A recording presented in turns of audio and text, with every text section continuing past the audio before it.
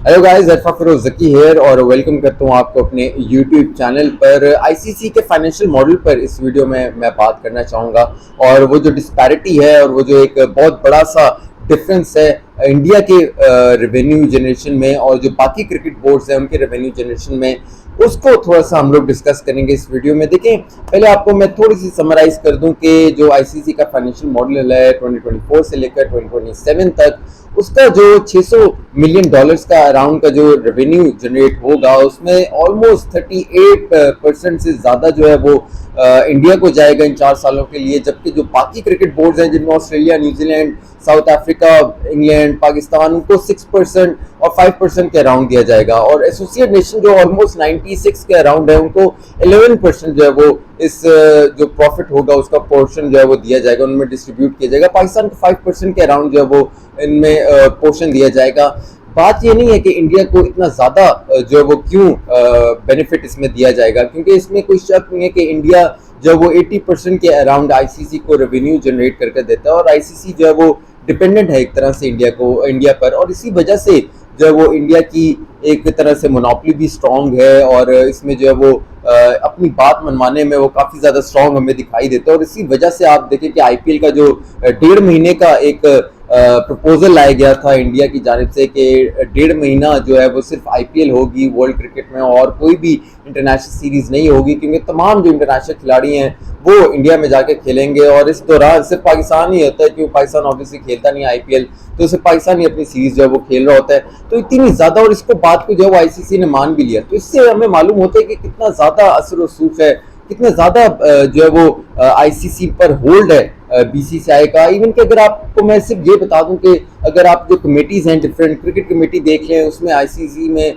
जो वो इंडियन जो है वो क्रिकेटर हैं उनके उसके चेयर करते हैं। फिर फाइनेंशियल अगर आप देख लें तो उसमें जय शाह जो वो चेयर करते हैं। फिर अगर ऑडिट देख लें तो उसमें भी एक इंडियन जो है वो चेयर करते हैं। तो इससे मालूम होता है कि जो मेन पोस्ट हैं इंडिया की। और नेक्स्ट आपको ये बता दूं कि नेक्स्ट प्रेसिडेंट है वो बनने के लिए जय शाह काफी इंटरेस्ट अपना शो कर रहे हैं। तो इससे हमें मालूम होता है कि जो एक बिग 3 का कॉन्सेप्ट आया था माजी में, पास में, वो अब बिग 1 में तब्दील होने जा रहा है। और बिग 1 ऑब्वियसली एक सुपर पावर यानी कि इंडिया है, और इंडिया जो अपने प्रॉपरली अपनी जो सुपर पावर को एक तरह से अब प्रैक्टिस करने जा रहा है, और वो अब हमें जो वो नजर भी आना शुरू हो गया है। इससे मतलब ये इसमें मसला नहीं है कि इंडिया को क्यों इतना पैसा दिया जा रहा है, मसला ये है कि आप बाकी टीमों को जो है वो इतना पैसा क्यों नहीं दे रहे। क्योंकि अगर इंडिया ही जनरेट कर दे रहा है रेवेन्यू, तो इसका काम है कि बाकी जो वर्ल्ड क्रिकेट में क्रिकेट बोर्ड्स हैं जो इतना ज्यादा प्रॉस्पर नहीं कर सकते, जिनकी मार्केट इतनी बड़ी नहीं है, वहां जो है वो पैसा लगाया जाए, उनको जो है वो ऊपर लाया जाए।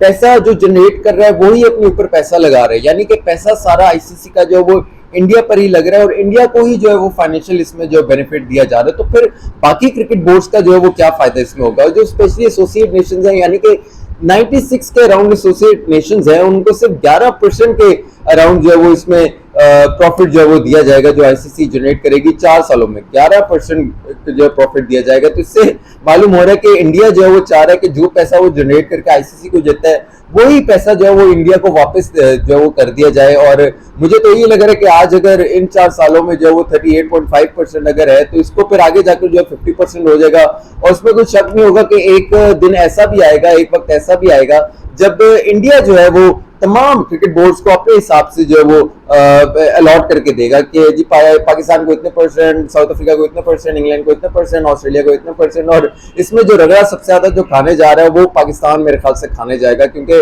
इंडिया तो कभी चाहता ही नहीं है कि फाइनेंशियली पाकिस्तान स्ट्रांग हो। एमओयू की जो से 6 बायलैटरल सीरीज की जो डील थी वो उससे भी हट गए। फिर पाकिस्तान में जो वो टूर भी नहीं करना, पाकिस्तान में अगर केपीएल टाइप की अगर लीग हो वहां भी इंटरनेशनल खिलाड़ियों को नहीं जाने देना, आईपीएल में जो पाकिस्तानियों को खिलाना नहीं है, एशिया कप जो है वो पाकिस्तान में नहीं होने देना, चैंपियंस ट्रॉफी के लिए जो है वो अपनी रट लगा लेनी है कि हमें जो है वो इजाजत नहीं मिलती गवर्नमेंट से, तो फिर हम लोग जो है वो कैसे आएंगे। तो एक तरह से जो है वो बीसीसीआई की जो एक ये हिकमत अमली और जो मोनोपोली है बिग 1 वाली, वो नजर आती दिखाई दे रही है। और वो चाहता है कि पाकिस्तान को ज्यादा से ज्यादा जो है डैमेज किया जाए, उसकी जो क्रिकेट है उसको जो वो तबाह कर दिया जाए। और ये जो एस्पेक्ट्स है इसमें आईसीसी डेफिनेटली अपना किरदार अदा कर रहा है, वो चाह रहा है, वो चाह तो नहीं रहा कहेंगे कि मतलब वो हेल्प कर रहा है, और एक तरह से वो पपेट बना हुआ है, एक तरह से वो हिप्नोटाइज हो गया है बीसीसीआई के हाथों। इंडिया जो चाहेगा वही होगा, और पैसा फेंक तमाशा देख वाली जो है वो बात है। खैर, अपनी फीडबैक से मुझे जरूर आगाह कीजिएगा, कमेंट सेक्शन में अपनी फीडबैक जरूर लिखिएगा। अपना बहुत सारा ख्याल रखिएगा। जकी को इजाजत दीजिए, अल्लाह हाफिज।